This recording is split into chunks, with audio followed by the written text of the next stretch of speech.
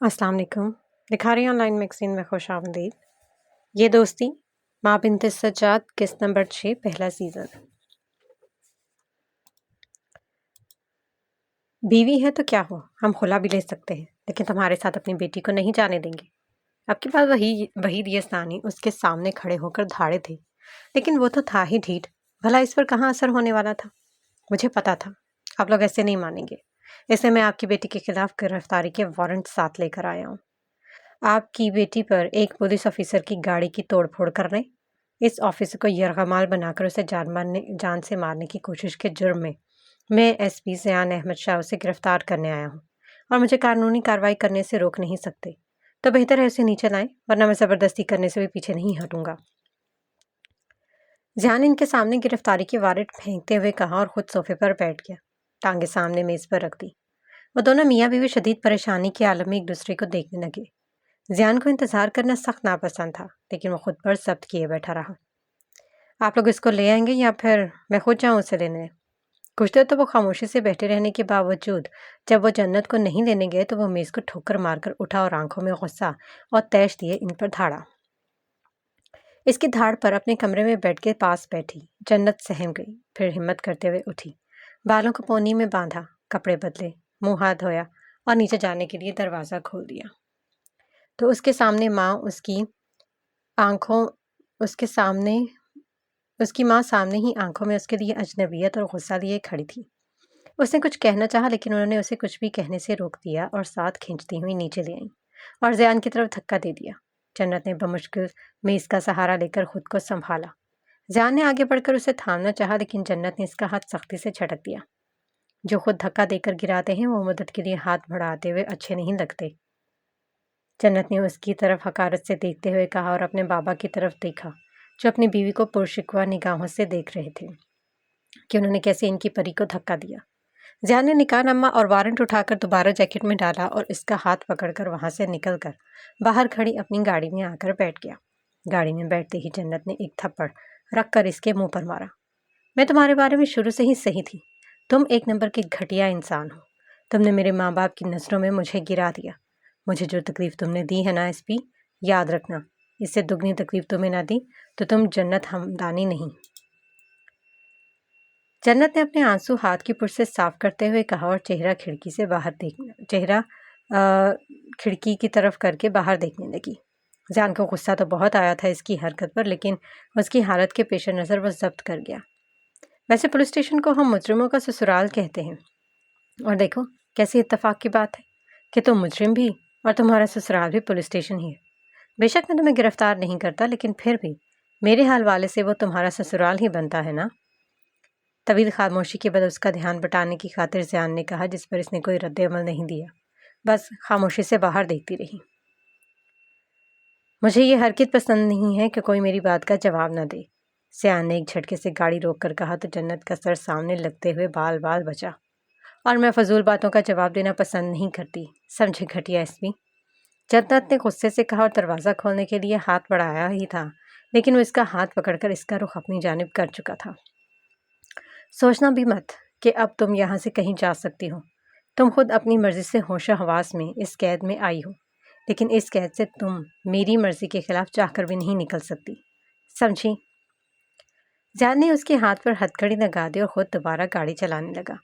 जन्नत ने हाथ आगे करके इसका मुंह नोचना चाहा, लेकिन वो ऐसा नहीं कर पाई। इसके हाथ बंधे हुए थे। इसकी हालत से वो बड़ा लुत्फानंदोज हो रहा था। तभी तो थोड़ी पर बनने वाला डिम्पल नुमाया हुआ। जन्नत कुछ पल के लिए इसकी डिम्पल को महव होकर देखती रही। अरे बेगम बस कर दो, अपने इतने प्यारे शोहर को नजर लगाकर मारने का इरादा है, ज़ियान ने हल्के फुल्के अंदाज में कहा।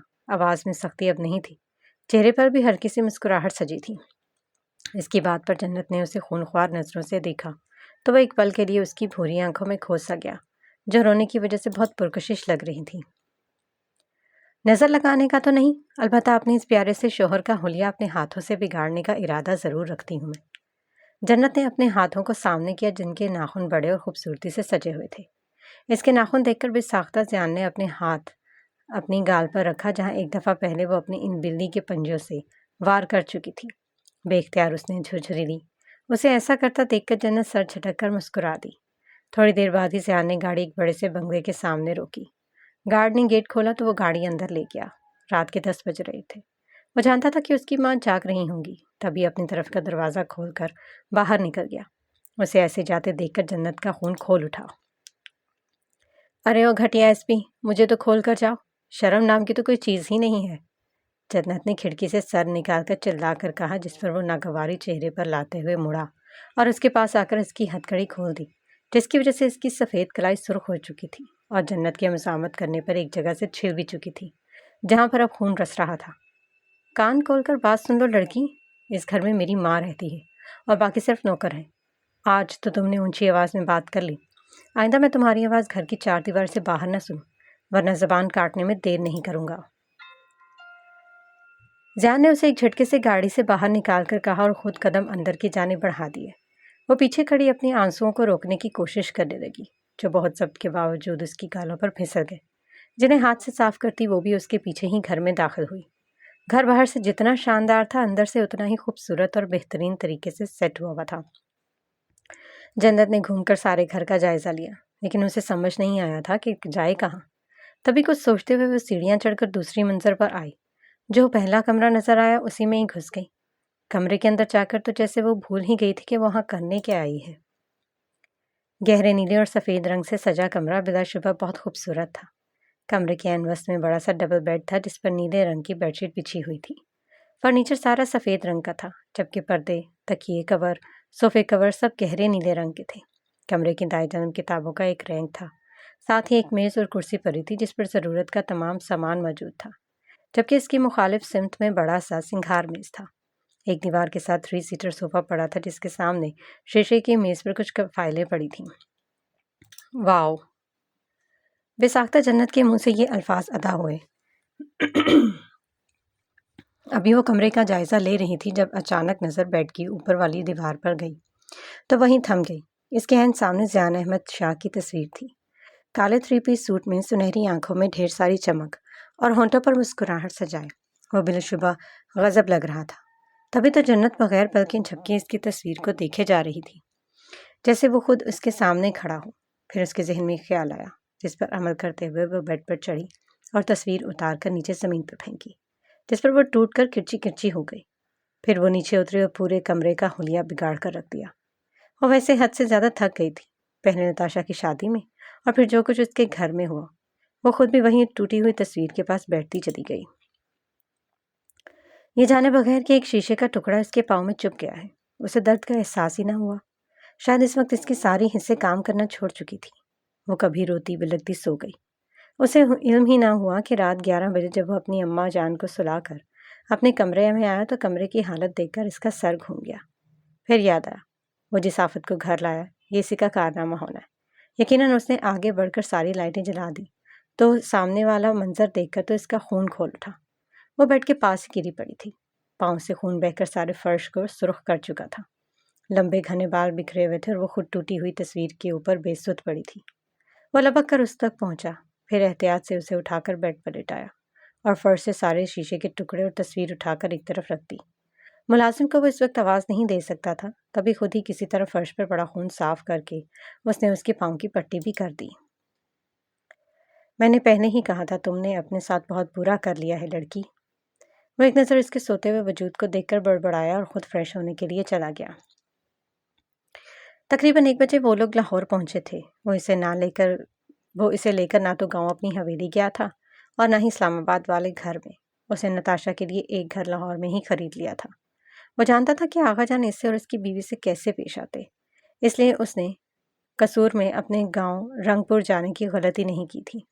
کاشف سے کہہ کر اس نے لاہور والے گھر میں ہی ساری تیاریاں کروا لی تھی۔ ماں جان کو وہ پہلے ہی نادیہ اور عرفان کے ساتھ گاؤں کے لیے روانہ کر چکا تھا۔ نتاشا کو کچھ عجیب تو لگا، لیکن وہ خاموش رہی۔ آشان نے گھر میں آتے ہی بٹن پر ہاتھ رکھا تو سارا گھر روشنی میں نہا گیا۔ نتاشا سنبھل کر قدم اٹھاتی عین گھر کے وسط میں جا کھڑی ہوئی۔ آج سے یہ گھر تمہارا ہے جانم، آشان نے اسے اپنے ساتھ لگا کر کہا، جس پر وہ شرما کر اس سے دور ہوئی۔ لیکن آپ مجھے اپنے گھر کیوں نہیں لے کے گئے جہاں باقی سب رہتے ہیں؟ نتاشا نے ہچکچاتے ہوئے پوچھا اور انگلیاں مڑوڑنے لگی۔ وہ اس لیے کیونکہ میں نہیں چاہتا کہ کوئی ہمیں ڈسٹرب کرے، آشان نے مسکراتے ہوئے کہتے ہوئے آنکھ دبائی، جس پر نتاشا کو لگا وہ وہیں گر جائے گی شرم کے مارے۔ اچھا آپ مجھے بتا دیں کمرہ کون سا ہے؟ میں بہت تھک چکی ہوں، نیند بھی آ رہی ہے، نتاشا نے ادھر ادھر دیکھتے کہا۔ وہ آشان سے نظریں ملانے سے شرما رہی تھی۔ تمہیں ابھی بھی لگتا ہے کہ تمہیں دوبارہ جان سے مارنے کی کوشش میں نے کی تھی؟ آشان نے اس کے سامنے آ کر کہا اور اس کا چہرہ اٹھا کر اونچا کیا تاکہ وہ اس کو دیکھ کر جواب دے۔ میں نے ایسا تو کچھ نہیں کہا، نتاشا نے کہہ کر فوراً نظریں دوبارہ جھکا دی تو وہ ایک گہرا سانس بھر کر رہ گیا۔ اوپر جا کر دوسرا کمرہ ہے، جاؤ فریش ہو جاؤ۔ آشان نے ہاتھ سے اشارہ کر کے اسے بتایا تو وہ لمحے کی تاخیر کیے بغیر اپنا لہنگا سنبھالتے ہوئے اوپر چلی گئی۔ آشان بھی اس کے پیچھے ہی اوپر گیا لیکن دوسرے کمرے میں جا کر کپڑے بدل کر بالکنی میں جا کر کھڑا ہو گیا، پھر فون پر نمبر ڈائل کر کے کان سے لگایا۔ تم نے جو کہا تو وہ میں نے کر دیا ہے، تمہیں بس اسے بدلہ چاہیے تھا، وہ میں لے لوں گا، لیکن میری ایک بات سن لو کاشف، اگر کبھی غلطی میں تم نے اسے نقصان پہنچانے کی کوشش کی یا آغا جان کو اس کے بارے میں کچھ بھی بتایا تو اچھا نہیں ہوگا۔ میں بھول جاؤں گا کہ تم میرے دوست ہونے سے زیادہ میرے بھائی ہو۔ آشان نے اپنی کہہ کر فون کاٹ دیا بغیر اگلے کی کوئی بات سنے۔ اپنے بالوں میں انگلیاں پھیر کر اس نے خود کو نارمل کیا اور پھر چہرے پر مسکراہٹ سجا کر اپنے اور نتاشا کے کمرے میں داخل ہوا۔ وہ لہنگا بدل چکی تھی، اب کالے رنگ کے جوڑے میں ہم رنگ دوپٹہ شانوں پر پھیلائے بیڈ کی پشت سے ٹیک لگا کر سر ٹکا کر آنکھیں موندے بیٹھی تھی۔ بھورے بال کھلے چھوڑے ہوئے تھے۔ دروازہ کھلنے کی آواز پر وہ سیدھی ہو کر بیٹھ گئی۔ آشان چلتا ہوا اس کے پاس ہی بیٹھ گیا پھر جیب سے ایک سرخ مخمل کی ڈبیا نکال کر اسے دی۔ یہ تمہاری منہ دکھائی ہے۔ آشان نے وہ ڈبی اسے تھماتے ہوئے کہا تو اس نے کچھ حیران ہوتے ہوئے لے لی۔ لیکن آپ نے تو میرا گھونگھٹ اٹھا کر دیکھا ہی نہیں۔ نتاشا نے آنکھوں میں بلا کی معصومیت لیے کہا تو ایک پل کو آشان کو شدت سے احساس ہوا کہ وہ کیا کر چکا ہے، لیکن اب واپسی کی کوئی راہ نہیں تھی۔ اچھا ایسی بات ہے، تم اب یہ تمہارا گھونگھٹ اٹھا کر تمہارا چہرہ دیکھ لیتا ہوں، ٹھیک ہے؟ آشان نے کہتے ہوئے اس کا دوپٹہ اس کے سر پر گھونگھٹ کی طرح کروا دیا۔ وہ خاموش بیٹھی اسے دیکھتی رہی، پھر اس نے گھونگھٹ اٹھا کر اسے دیکھا اور ہاتھ سے ڈبی کھول کر اندر سے خوبصورت چین نکال کر اسے پہنا دی جس پر چھوٹا سا دل بنا ہوا تھا۔ کیسی لگی؟ آشان نے اسے چین دیکھتے ہوئے پوچھا۔ بہت پیاری، آپ کا شکریہ، نتاشا نے کہہ کر اس کے ہاتھ سے وہ ڈبی لے کر سائڈ پر رکھ دی۔ تمہیں پتہ ہے یہی وہ الفاظ ہیں جو میں نے پہلی دفعہ تمہارے منہ سے سنے تھے اپنے لیے۔ آشان نے اپنی پہلی ملاقات کا حوالہ دیتے ہوئے کہا تو وہ شرما کر سر جھکا گئی۔ آپ ہمیشہ ایسے ہی رہیں گے نا، بدلیں گی تو نہیں؟ نہ جانے نتاشا نے یہ سوال کیا تھا وہ خود نہیں جانتی تھی، لیکن وہ آشان کو خاموش ہونے پر مجبور کر چکی تھی۔ بھلا اب وہ اسے کیا بتاتا کہ اس نے اسے چھوڑنے کے لیے ہی یہ اپنایا ہے؟ وہ کچھ کہے بغیر دوسری طرف آ کر لیٹ گیا تو نتاشا نے بھی لائٹ بند کر دی۔ اسے خود بھی کافی نیند آ رہی تھی۔ اپنے سوال کا جواب صبح دینے کا سوچ کر وہ سو گئی، لیکن آشان کی نیند ضرور اڑا چکی تھی۔ آج ان کے 7واں سیمسٹر کا پہلا دن تھا، 3 مہینے کی سیمسٹر بریک کے بعد، لیکن حیات اور زمل ہی صرف یوں نہیں آئی تھی۔ نتاشا کا تو چلو انہیں پتا تھا، لیکن جنت کے ایسے غائب ہو جانے پر وہ دونوں پریشان تھی۔ نہیں مطلب 3 مہینے کی چھٹیوں کے بعد بھی جنت بیگم کا دل نہیں بھرا جو آج پھر چھٹی کر کے بیٹھ گئی ہے، زمل نے سخت غصے میں ساتھ کھڑی حیات سے کہا جس نے لاپرواہی سے کندھے اچکا دیے۔ بھائی میں کیا کہہ سکتی ہوں، ہو سکتا ہے شاید زیان بھائی نے نہ آنے دیا ہو، حیات نے قدم کلاس کی جانب اٹھاتے ہوئے کہا۔ ان 3 ماہ کے سیمسٹر بریک میں کچھ حد تک ان سب کی زندگی سنبھل چکی تھی۔ ان چاروں نے اپنے نئے بنے رشتوں کو سمجھنا شروع کر دیا تھا۔ حیات کا نکاح بھی انہی چھٹیوں میں ہو چکا تھا، جبکہ رخصتی اس کے BS مکمل ہونے کے بعد ہونی تھی، اور زمل کا نکاح بھی آنے والے جمعے کو متوقع تھا۔ وہ ابراہیم سے 1 یا 2 دفعہ ملی تھی، لیکن اسے پہلی نظر میں ہی پہچان گیا تھا کہ وہ یہی لڑکی ہے جو اس کی گاڑی کے نیچے آتے آتے بچی تھی۔ زمل کو شرمندگی تو ہوئی، لیکن وہ ڈھیٹ بنی رہی، جیسے اسے پہلی دفعہ مل رہی ہو۔ جنت نے بھی انہیں اپنے عظیم کارنامے کے بارے میں زیان کے گھر جانے کے دوسرے دن ہی بتا دیا تھا، جس پر ان تینوں کو تو یقین ہی نہیں آیا کہ ایسا ہو کیسے سکتا ہے۔ چلو ان تینوں کے لیے تو پہلے رشتہ آیا اور پھر بات آگے بڑھی، لیکن ان کی جنت بیگم نے تو الگ ہی گل کھلایا تھا، سیدھا ہی نکاح کر ڈالا، وہ بھی پولیس والے سے، اور تو اور وہ بھی گن پوائنٹ پر۔ ان کے لیے یہ کسی گہرے صدمے سے کم نہیں تھا۔ خیر اس عرصے میں اس نے زیان کو زچ کرنے میں کوئی کسر نہیں چھوڑی تھی، ہر وہ کام کرتی تھی جسے وہ اس کو منع کرتا تھا۔ وہ اپنی بات پوری کرنا کے لیے اسے پچھتانے پر مجبور کر رہی تھی، اور وہ اسے دونوں ہی ایک دوسرے کو پچھتانے پر مجبور کر رہے تھے، لیکن اس بات کا اقرار کرنے کے لیے بھی کوئی تیار نہیں تھا۔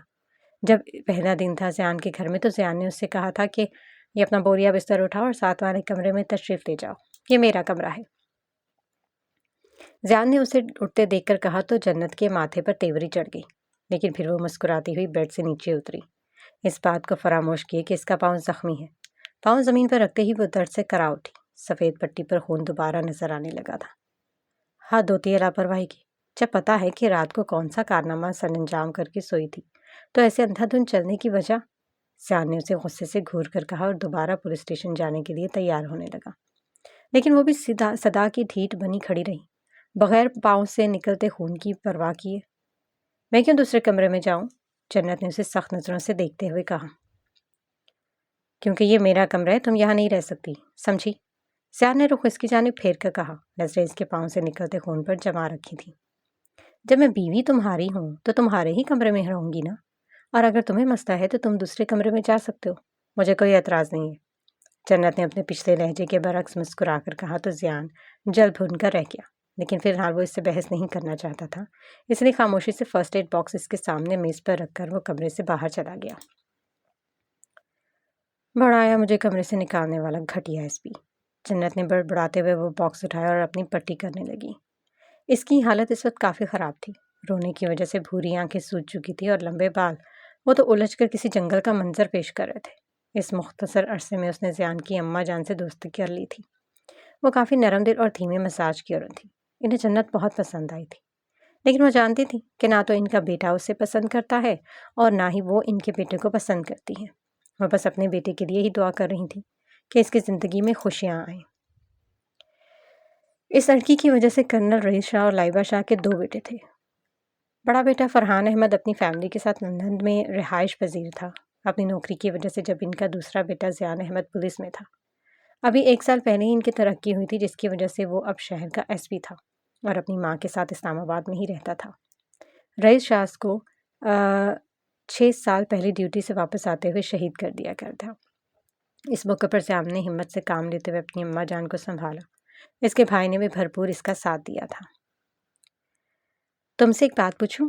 وہ جو میز پر کھانا لگا رہی تھی اس کے پوچھنے پر ہاتھ روک کر اس کی جانب دیکھنے لگی۔ جی، نتاشا نے کرسی پر بیٹھتے ہوئے کہا۔ میں نے محسوس کیا کہ تمہیں ہیوی بائک پسند ہے، آشان نوالا توڑ کر منہ میں رکھتے ہوئے گویا ہوا۔ اس کی بات پر نتاشا کی آنکھوں کی چمک بڑھ گئی، جسے آشان نے ہاتھ روک کر بہت غور سے دیکھا تھا۔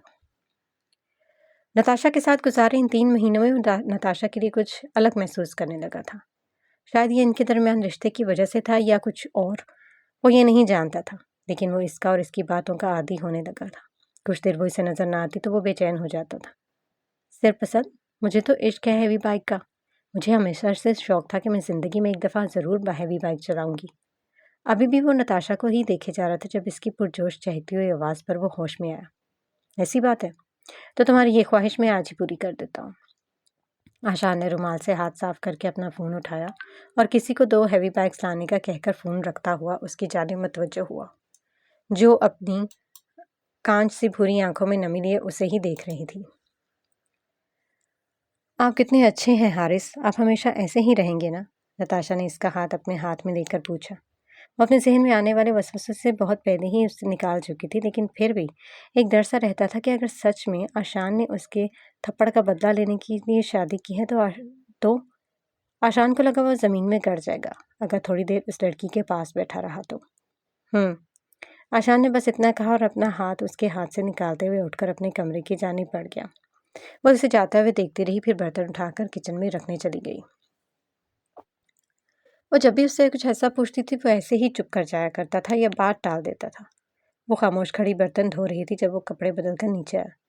نتاشا باہر آؤ جلدی، آشان نے اسے باہر سے ہی آواز لگائی تو وہ جلدی جلدی برتن سیٹ کرتی، ہاتھ صاف کرتی باہر آئی، جہاں وہ شاید کہیں جانے کے لیے بالکل تیار کھڑا تھا۔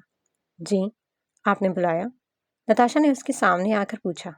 ہاں، جلدی سے جاؤ اور تیار ہو کر آؤ، میں تمہیں بائک چلانی سکھانے لگا ہوں۔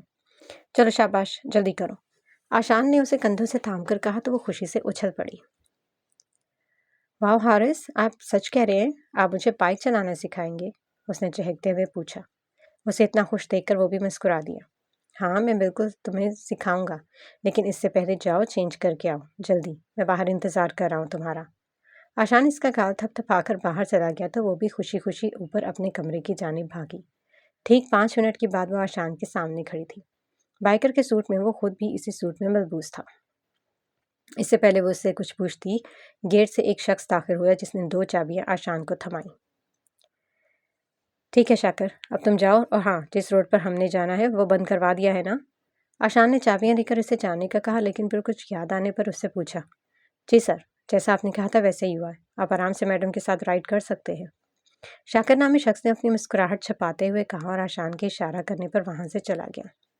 چلو آؤ جانو، آج تمہیں ہیوی بائک چلانا سکھاتا ہوں، آشان نے مسکرا کر کہتے ہوئے اس کے آگے ہاتھ کیا، جسے نتاشا نے شرماتے ہوئے پکڑ لیا۔ آشان اسے لیے باہر آیا جہاں 2 بائک کھڑے تھے، ایک کالا اور دوسرا نیلا۔ تمہیں کون سا والا پسند ہے نتاشا؟ آشان نے اس سے پوچھا، جو آنکھوں میں ڈھیر سارا تجسس لیے بائکس کو دیکھنے میں مشغول تھی۔ اس کے پوچھنے پر وہ اس کی طرف متوجہ ہوئی۔ جو آپ میرے لیے منتخب کر دے، نتاشا نے اس کی بھوری آنکھوں میں دیکھتے ہوئے کہا، جس پر وہ ہلکا سا مسکرا دیا۔ چلو ٹھیک ہے، یہ کالے والا تم چلاؤ اور دوسرا میں چلاتا ہوں، آشان کہتے ہوئے خود نیلے والے بائک پر بیٹھ گیا اور ہیلمٹ پہن لیا، جبکہ وہ اسے ہی دیکھے جا رہی تھی۔ کیا ہوا جانو، کھڑی کیوں ہو؟ بیٹھو۔ آشان نے اسے کھڑا دیکھا تو پوچھا۔ وہ مجھے ہیلمٹ پہننا نہیں آتا، نتاشا نے کچھ شرمندہ ہوتے ہوئے کہا، جس پر وہ بائک سے اتر کر اسے پاس آیا اور اسے ہیلمٹ پہنایا، پھر اسے بتایا کہ بائک کیسے چلانی ہے۔ نتاشا کو سکھانے کے لیے وہ اپنے گھر کے سامنے والے روڈ پہلے ہی بند کروا چکا تھا تاکہ کوئی ٹریفک وہاں سے نہ گزرے۔ تھوڑی سی محنت کے بعد نتاشا بائک خود چلانے میں کچھ حد تک ماہر ہو چکی تھی۔ کہاں غائب ہو؟ آج پہلا دن تھا اور تم آئی ہی نہیں۔ حیات جنت کے فون اٹھاتے ہی پھٹ پڑی جنت نے، جس پر منہ بنایا۔ یار وہ آنٹی کی کچھ طبیعت ٹھیک نہیں تھی اور زیان نے ڈیوٹی پر جانا تھا، اس لیے میں نہیں آ پائی۔ اس نے غصے کو ضبط کر کے کہا، ورنہ اسے غصہ تو بہت آیا ہوا تھا، پہلے اس ایس پی پر جس نے آج یونی جانے سے منع کیا تھا کیونکہ اماں جان کی طبیعت کچھ ناساز تھی، دوسرا بھی اس حیات نے فون کر کے دماغ خراب کر دیا تھا۔ اوہ، تو یوں کہو نا ساسو ماں کی خدمت کر رہی ہو۔ ٹھیک ہے، لگی رہو۔ وہ میں نے تمہیں بس اتنا بتانا تھا کہ جمعے کو نکاح ہے زمل کا، تو وقت پر آ جانا۔ حیات نے شرارت سے کہہ کر فون رکھ کر سامنے بیٹھی زمل کو دیکھا، جو اسے ہی گھورنے میں مصروف تھی۔ کب سدھرو گی تم حیات؟ زمل نے افسوس سے سر ہلاتے ہوئے پوچھا۔ کبھی بھی نہیں نوری، حیات کہتے ہوئے اس کے گلے لگ گئی۔ وہ دونوں اس وقت زمل کے گھر پہ موجود تھی جہاں سے انہوں نے شاپنگ کرنے جانا تھا، لیکن زمل نے اسے کہا تھا کہ ایک دفعہ فون کر کے ان دونوں نمونیوں کو یاد کروا دے کہ 2 دن بعد اس کی دوست کا نکاح ہے، ورنہ وہ تو دونوں شادی کے بعد عید کا چاند ہی ہو کر رہ گئی تھی۔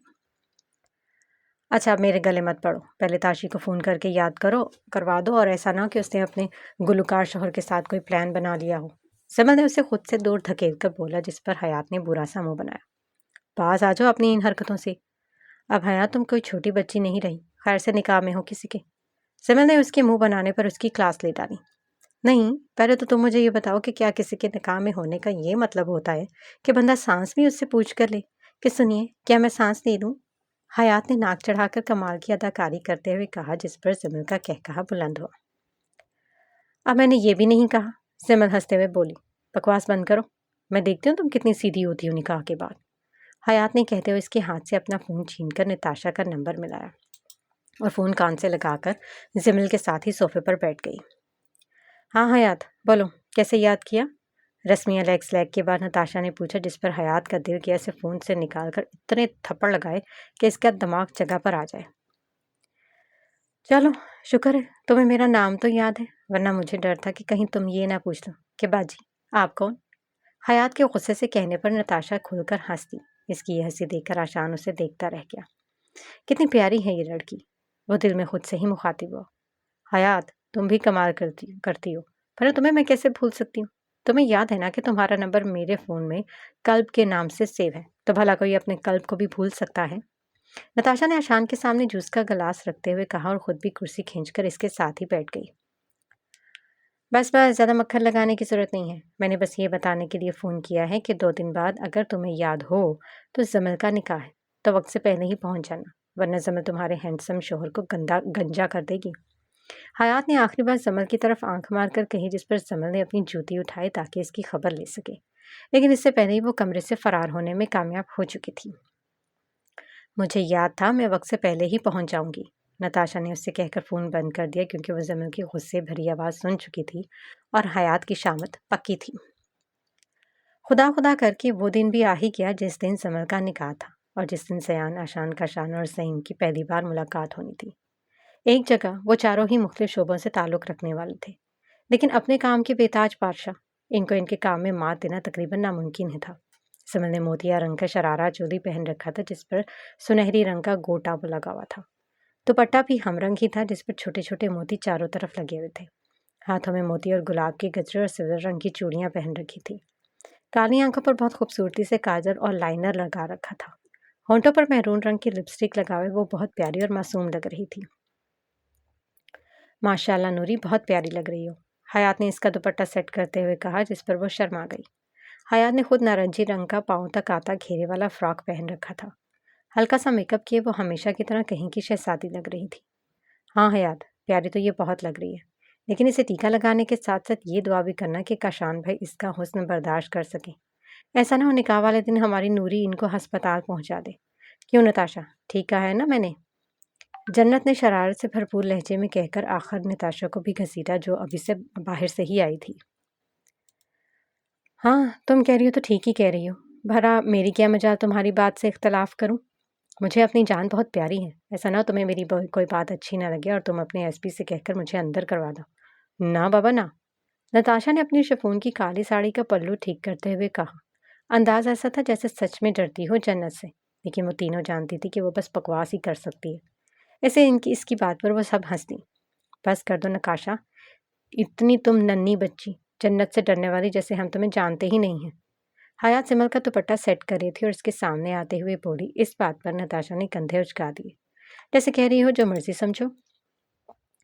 تم تینوں کبھی بھی نہیں سدھر سکتے، شادی بھی تم لوگوں کو سیدھا نہیں کر سکی، اب تو آگے بندہ کیا امید رکھے؟ زمل نے ان تینوں کو گھور کر کہا اور اٹھ کے سامنے ان کے آ کھڑی ہوئی۔ جنت بھی اپنی گہری نیلی ساڑی کا پلو ٹھیک کرنے کے لیے اٹھی تو وہ تو بہت شوق سے تیار ہوئی تھی۔ آخر کو اس کی آخری دوست کا نکاح تھا اور تو اور اپنے نکاح پر بھی تیار نہیں ہو سکی تھی، تب اس نے زمل کے نکاح پر ساری کسر اتاری تھی۔ الحمدللہ ہماری مٹی ہی ایسی ہیں کہ ہم کبھی سدھر نہیں سکتے، چاہے جو مرضی ہو جائے۔ جنت نے اپنی گہری لال لپسٹک کو اور گہرا کرتے ہوئے کہا۔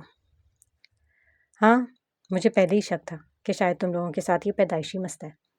زمل بیڈ پر بیٹھ کر اپنے سینڈل پہنتے ہوئی بولی۔ بس کر دو زمل، آج کے دن تو بخش دو ہمیں، تمہیں بھی دیکھ لیں گے ہم کہ تم کتنا بدلتی ہو شادی کے بعد۔ نتاشا نے ناگواری سے باقاعدہ ہاتھ جوڑ کر کہا جس پر جنت اور حیات نے بمشکل اپنا کہکہا ضبط کیا، کیونکہ زمل اپنے خطرناک روپ میں آ چکی تھی۔ بس بس اب لڑنے نہ لگ جانا، نیچے نکاح خواہ دلہن کے انتظار میں سوکھ کر کانٹا ہو رہے ہیں۔ چلو لڑکیوں، دلہن کو نیچے لے چلیں۔ حیات نے وقت رہتے ان دونوں کو ایک دوسرے سے دور کیا، پھر وہ شرارت سے بولی۔ قسم سے فضول ہے یہ امید رکھنا کہ تم لوگ کبھی کسی موقع پر سنجیدہ ہو سکتے ہو۔ زمل نے غصے سے دیکھتے دروازے کی جانب بڑھ گئی۔ اسے اکیلے جاتے دیکھ کر وہ تینوں ایک ساتھ اس تک پہنچی اور پھر اسے لے کر نیچے آئیں جہاں اس کا ہی انتظار ہو رہا تھا۔ زمل کے آتے ہی نکاح شروع ہوا اور کچھ دیر بعد ہی وہ زمل نور فراز سے زمل نور کاشان بن گئی۔ ان دونوں نے اسے گلے لگا کر مبارک دی اور پھر وہ تینوں کاشان کے پاس گئی جو ان کے شوہروں کے درمیان ہی بیٹھا تھا۔ نکاح بہت بہت مبارک ہو کاشان بھائی، انہوں نے ایک ساتھ کہا۔ جہاں کاشان حیران ہوا وہاں زعیم، زیان اور آشان نے بھی سر اٹھا کر سامنے کھڑی اپنی بیویوں کو دیکھا جو بلا شبہ بہت حسین لگ رہی تھیں۔ خیر مبارک میری پیاری بہنوں، کاشان نے مسکرا کر کہا تو ان تینوں کے ماتھے پر بل پڑے۔ بھلا اس کو اتنا مسکرا کر جواب دینے کی کیا ضرورت ہے؟ زیان نے آشان کے کان میں سرگوشی کی تو اس نے یہی بات ساتھ بیٹھے زعیم سے پوچھی جس نے کندھے اچکا دیے۔ شاید بیگم کی دوست سمجھ کر کہہ رہے، جانے تو تم دونوں، زعیم نے آہستہ آواز میں ان دونوں سے کہا جس پر انہوں نے سر ہلا کر ان کی جانب دیکھا جو اب پھر سے زمل کے ارد گرد بیٹھی تھی۔ زعیم کی نظر حیات پر گئی تو اسے وہ دن یاد آ گیا جس دن ان کا نکاح ہوا تھا اور اس کی حیات سفید جوڑے میں حور لگ رہی تھی اور ہاتھوں میں پہنے گجرے اس کی خوبصورتی میں چار چاند لگا رہے تھے۔ زعیم نے اس کا ہاتھ پکڑ کر کہا تھا، ایک بات ہمیشہ یاد رکھنا حیات زعیم عہد ملک کی زندگی کے لیے تمہارا یعنی حیات زعیم کا ہونا بہت زیادہ ضروری ہے۔ اس کی بات پر حیات شرم سے لال ٹماٹر ہو گئی تھی۔ پھر زعیم نے اس کی پیشانی پر بوسہ دیا تو وہ مارے شرم کے مزید سر جھکا گئی۔ کہاں کھو گئے زعیم بھائی؟ میں کب سے آپ کے سامنے نکاح کے چھوارے لے کر کھڑی ہوں اور آپ ہیں کہ پتہ نہیں کہاں گم ہے۔ जन्नत ने साड़ खड़ी रुमैसा से देकर एक लफाफा उसकी जानिब बढ़ाकर कहा तो उसकी आवाज़ पर वो माजी की खूबसूरत यादों से बाहर आया और उससे वो लफाफा ले लिया। फिर जन्नत आगे बढ़ी आशान की जानिब, लेकिन वो भी अपनी जोजा मोहतरमा को देखने में मशगूल था। उफ खुदाया, मेरे प्यारे भाइयों, आपकी बीवियां कहीं भागी नहीं जा रही, यही हैं। बाद में आराम से जी भर के देख लेना, अभी मुझे मेरे काम से फारुग होने दें। जन्नत लफाफा आशान को देते हुए ऊंची आवाज़ में कहा ताकि सब सुन ले। जन्नत ने आगे बढ़कर टोकरी से एक और लफाफा निकाला, लेकिन फिर रुक गई, क्योंकि सामने कोई और नहीं, उसका अपना घटिया एसपी बैठा मुस्कुराकर उसे ही देख रहा था। रूमी, ये पकड़ो, बाकी सबको तुम बांट दो। मुझे ज़रा एक काम याद आ गया, मैं ज़रा वो कर दिया हूँ। जन्नत सब कुछ उसे पकड़ाती वहाँ से किचन की जानिब चली गई। रूमी ने लिफाफा ज़ियान की जानिब बढ़ाया, लेकिन उसने मना कर दिया। जब वो बाकी सबको दे सकती है तो मुझे क्यों नहीं? ज़ियान खुद से मुखातिब होता हुआ उठा और उसके पीछे ही चल दिया। बाकी सबको तो बड़ा हंस हंस के दोस्त के निकाह के छुआरे बांट रही थी, मुझे देते हुए कौन सी आफत आ गई जो वहाँ से चली आई। वो किचन में खड़ी पानी पी रही थी। जब वो इसके सामने आकर बोला तो जन्नत ग्लास खाली करके स्लैब पर रखा और उसकी जानिब मतवज्जो हुई। मेरी मर्जी, मैं जिसको दूं और जिसको ना दूं, मुझे कोई मजबूर नहीं कर सकता मिस्टर एसपी। जन्नत ने उसकी काली बास्केट के बटन बंद करते हुए कहा। और कोई मजबूर करे या ना करे, लेकिन मैं ये ज़रूर मजबूर कर सकता हूँ, ये तुम अच्छी तरह से जानती हो। सयान ने इसका हाथ पकड़कर कहा और इसके चेहरे पर आती लट को फूंक मारकर पीछे किया। मुझसे दूर रहा करो घटिया एसपी, कितनी दफ़ा कहा है मैंने। जन्नत ने एक झटके से अपने हाथ उसकी गिरफ्त से छुड़वा कर कहा और उसे धक्का देकर खुद से दूर किया। क्यों दूर रहूं? तुम मुझे रोक नहीं सकती अपने करीब आने से, यह हक तुमने मुझे खुद दिया है। मेरा जब दिल चाहेगा मैं तुम्हारे पास आऊँगा, समझी? सयान इसका गाल थपथपाता उसकी की गई गलती याद करवाता वहाँ से चला गया।